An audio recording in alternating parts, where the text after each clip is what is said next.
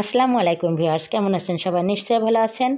এই তো চলে এসেছি আজকের সেলাই কাটিং নিয়ে। তাই আজ আমি এখন সেলাই করব একটি প্যান্ট কাটিং সালোয়ার। তো আমি এটাকে ড্রয়িং করে কেটে নিয়েছি। এবার আমি সেলাই করব কিভাবে সেটা আপনাদের সঙ্গে শেয়ার করব। তাই যে প্রথমে কাপড়টিকে আমি যে সাইডের যে সেলাইটি, সেই সেলাইটি আমি আগে করে নেব। তো প্রথমে নিচ থেকে, পায়ের নিচ থেকে উপরের দিকে আমি যাব। তো একটু নিচের দিকে একটু কাপড়টা বেশি ধরে নেব, আস্তে আস্তে এটাকে একটু কমিয়ে দেব। 1 ইঞ্চি নিয়েছি, তারপরে পরে হাফ ইঞ্চিতে যেয়ে উপরের দিকে হাফ ইঞ্চি মতো রেখে দেব।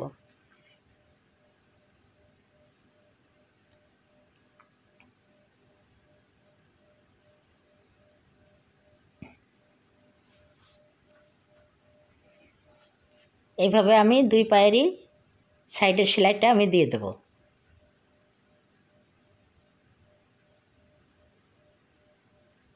সাইডের সেলাই দুটো দেওয়া হয়ে গেছে। এবার আমি কাপড়টাকে সোজা করে এই যে মাঝখানের যে সেলাইটা দিয়েছি সেটার চাপ সেলাই দিয়ে দেবো। চাপ সেলাইটা সোজা দিকে করে দেবো, যাতে করে সেলাইয়ের উপরে কোনো ভাঁজ না পড়ে, সেদিকে খেয়াল রেখে কুচকিয়ে না যায়। টেনে ধরে সুন্দর করে সমান করে এই সেলাইটা দিতে হবে। তো এইভাবে আমি টেনে টেনে পুরোটা সেলাই দিয়ে দেবো। দুই পায়েরই চাপ সেলাইটা দিয়ে দেবো। এবার পায়ের মোহরির যে প্লেটটা, সেই প্লেটটা আমি এখানে 2 ইঞ্চি থেকে 2.5 ইঞ্চি রেখেছি। এই সেলাইটা আমি দিয়ে দেব।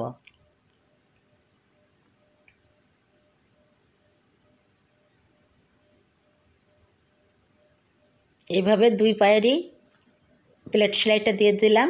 এবার পায়ের মোহরির মাপ ধরে মাঝের সেলাইটি দিয়ে দেব। পায়ের মাঝখানের যে সেলাই, সেটা আমি দিয়ে দেব।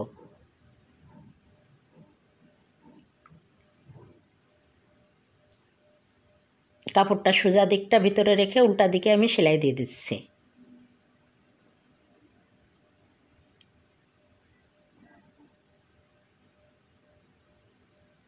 এইভাবে দু পায়েরই সেলাইটা করে নেব, মাঝের সেলাইটা।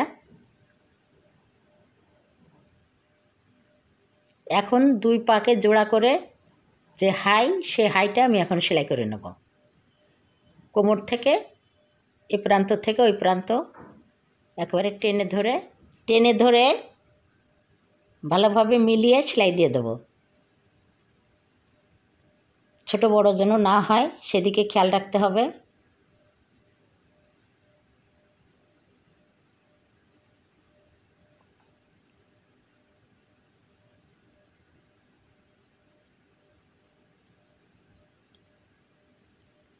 হায়ের মাঝখানটা দুটোর সঙ্গে যেন মিল থাকে, সেভাবে মিলিয়ে মিলিয়ে সেলাইটা দিতে হবে।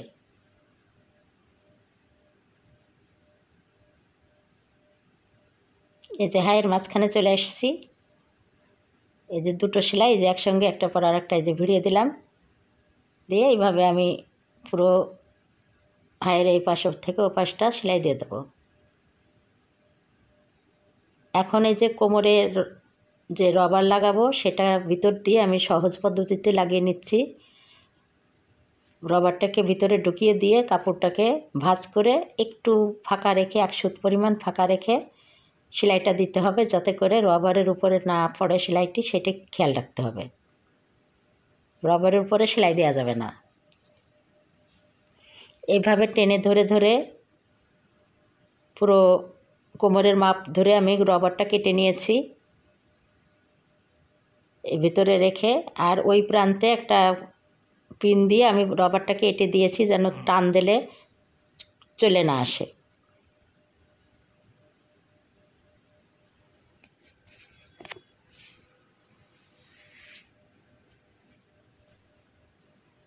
তো এইভাবে চেপে চেপে আমি এই যে টেনে টেনে রবারটাকে এভাবে টেনে টেনে এই যে সেলাই দিয়েছি, আর এই যে এখানে পিনটা দিয়ে দিয়েছি।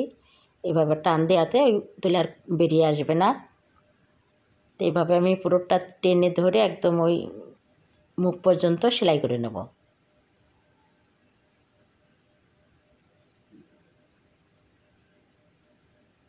এইভাবে লাগালে সহজ হয় লাগানোটা, বিভিন্নভাবে লাগানো যায়।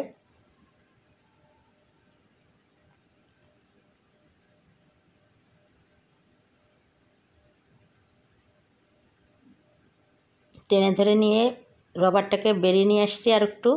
তো এবার পাশ থেকে আবার এই যে সেলাই দিয়ে দিচ্ছি।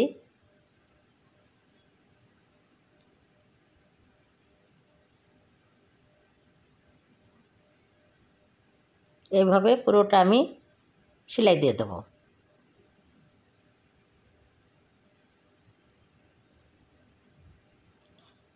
এখন এই যে রবারের যে দুই মুখ, এইভাবে দুই মুখকে একসঙ্গে করে এখন এই সেলাইটা দিয়ে দেবো। মুখটাকে বন্ধ করে দেবো।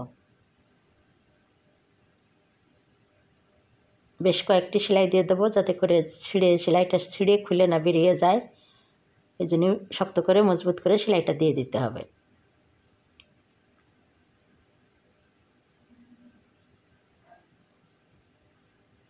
অনেকগুলো সেলাই দিয়ে দিলাম, আর খুলবে না।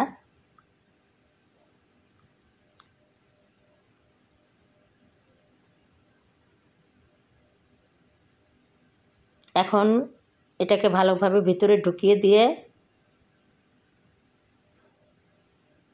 রবারটাকে কোমরের সমান করে নেব, কুচিগুলো সুন্দর করে মিলিয়ে দেব,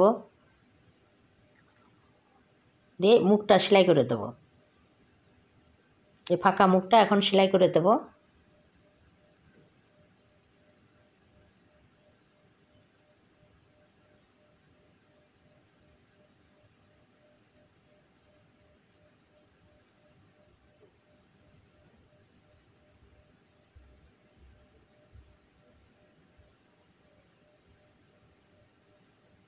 ফাঁকা মুখটা বন্ধ করে দিলাম।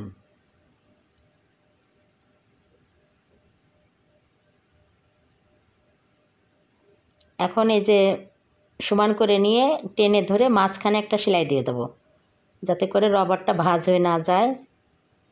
এই জন্যে টেনে ধরে সুন্দর করে পুরোটা আমি সেলাই দিয়ে দেবো মাঝখানে।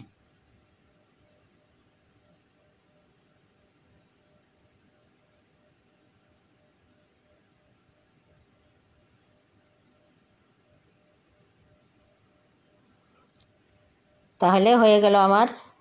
তো ভিউয়ার্স, আমার এই যে প্যান্ট কাটিং সালোয়ারটি তৈরি করা হয়ে গিয়েছে। দেখুন কত সহজেই বাড়িতে এভাবে আপনারাও পোশাক তৈরি করতে পারেন। সামনে ঈদ আসছে, তা নিশ্চয়ই আপনাদের ভালো লাগলো। আর যদি ভালো লাগে থাকে তাহলে অবশ্যই আপনারা আমার চ্যানেলকে লাইক, কমেন্ট, শেয়ার ও সাবস্ক্রাইব করে আমার পাশে থাকবেন। আজকের মতো বিদায় নিচ্ছি। আপনারা ভালো থাকুন, সুস্থ থাকুন। আবারও দেখা হবে নতুন নতুন সেলাই কাটিং নিয়ে।